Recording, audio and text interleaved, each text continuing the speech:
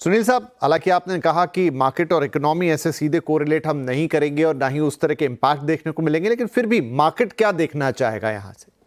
देखिए, मार्केट में मैं पहली और एक बाद में थोड़ा एक मैं डिफरेंस ऑफ ओपिनियन आदित्य से करूंगा इस क्वार्टर के जीडीपी के नंबर में।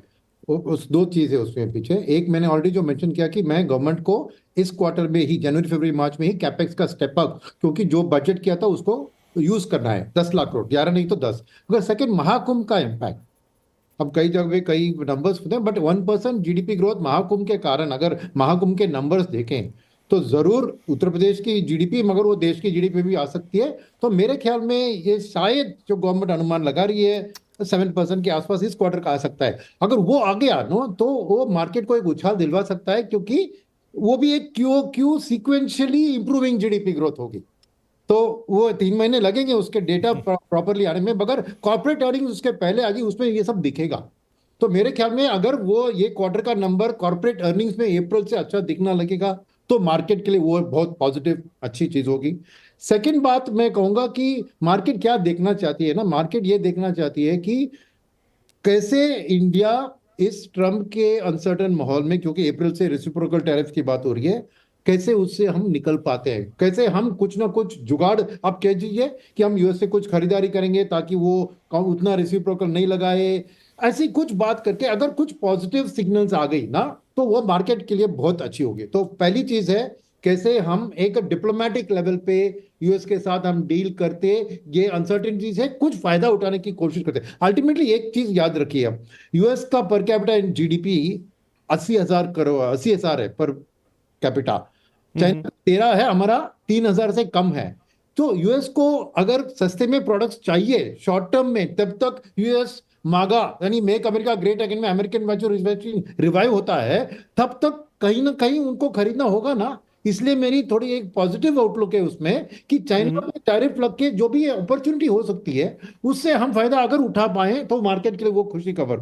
थर्ड, अगेन अदिति से मैं थोड़ी डिफरेंस ओपिनियन, वो कह रही है कि अगर इंपोर्ट के प्राइसेस टैरिफ के कारण घट गए और इंडिया में कुछ इंपैक्ट, मगर मेरे ख्याल में इंडिया क्या करेगा कि हम import duty non US imports पे लगाएंगे, सो दैट चाइना का डंपिंग इधर नहीं आता है। तो उसको जी, हम डोमेस्टिक इंडस्ट्री को प्रोटेक्ट करेंगे और यूएस की एक्सपोर्ट्स के लिए कुछ रास्ता ढूंढ निकलेंगे। तो ठीक है। में एक पॉजिटिव अप्रोच अगर इन सब चीजों में दिखी वो काफी है मार्केट के लिए एक। और फाइनली मार्केट में क्या देखना चाह रही है ना, सिंपल सी बात है कि जैसे देखिए आरबीआई को हाथ मिला के सपोर्ट देना है गवर्नमेंट को, जैसे उन्होंने रेट कर दिया और आदित्य कह रही है कि अगली रेट कट भी कायम है जी जी। के साथ आरबीआई ने अभी एनबीएफसी का जो रिस्क ये वेटेज था उसको भी हटा दिया, तो एनबीएफसी को भी फंड्स बैंक से फ्लो करेंगे और उसके साथ लिक्विडिटी इन्फ्यूजन भी भयंकर कर रही है आरबीआई।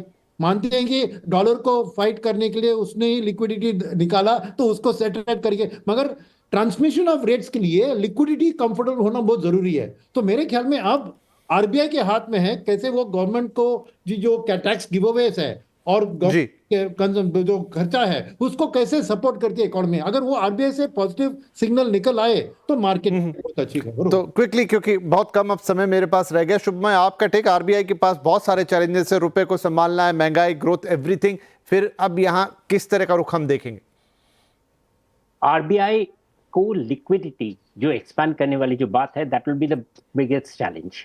और वो किस तरीके से वो लिक्विडिटी मार्केट में रख सकते हैं, that is the biggest challenge. But एक चीज की तरफ विपिन मैं आपका ध्यान आकर्षित करूंगा, वो ये है कि गवर्नमेंट का जो डेटा होता है फोर्थ क्वार्टर का, वो कहीं ज्यादा रिलायबल होता है देन द थर्ड क्वार्टर या सेकंड क्वार्टर का। ये हिस्टोरिकली इंडिया का टेंडेंसीज है।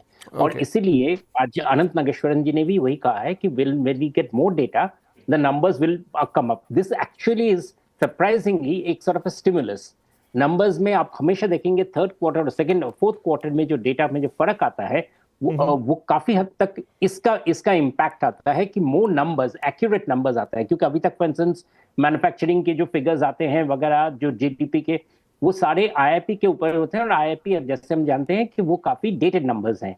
सिमिलरली इन्फ्लेशन, बहुत सारे जो सेक्टर्स गवर्नमेंट एक्सपेंडिचर के जो फिगर्स हैं वो आपको मिलेंगे फोर्थ क्वार्टर में, तो वो अपने आप पे एक बाउंस आपको मिलेगा।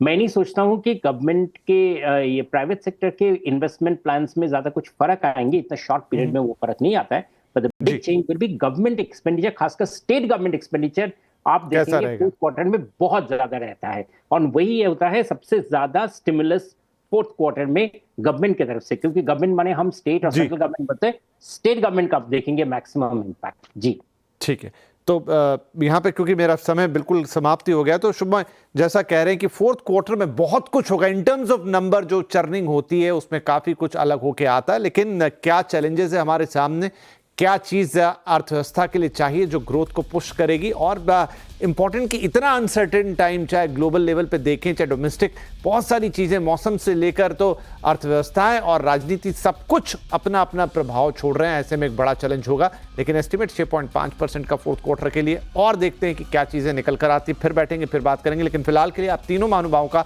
इस कार्यक्रम में शामिल होने के लिए बहुत बहुत शुक्रिया। नमस्कार।